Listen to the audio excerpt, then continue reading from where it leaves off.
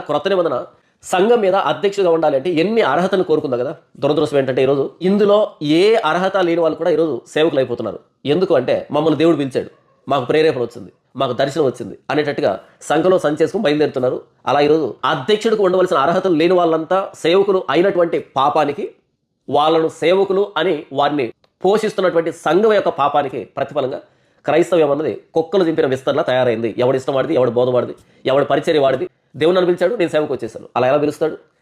తన పరిశుద్ధ లేఖనాల్లో అధ్యక్షుడిగా ఉండవలసిన అర్హతలు ఇది అని ఇన్ని అర్హతలు వ్రాయించిన దేవుడు మరలా ఇందులో ఏ అర్హత లేని వాడిని ఎలా పిలుస్తాడు? పిలవడు కదా. మెరీబా దగ్గర మోషే తప్పు చేస్తేనే మోషే నాయకత్వాన్ని తీసేసిన దేవుడు తాను అధ్యక్షుడికి ఉండవలసిన అర్హతలు వ్రాయించిన తర్వాత అందులో ఏ ఒక్క అర్హత లోపించినా సరే మరలా దేవుడు పిలుస్తాడు అలాంటి వ్యక్తిని సేవకు. కానీ ఈరోజు వచ్చేస్తున్నాడు సంఖ్యలో సంచేసుకున్నాను దేవుడు పిలిచాడని. తప్పేమి లేదు. వాక్యాన్ని గౌరవించినటువంటి సమాజము, వాక్యాన్ని గౌరవించినటువంటి బోధకులు సరిపోయారు.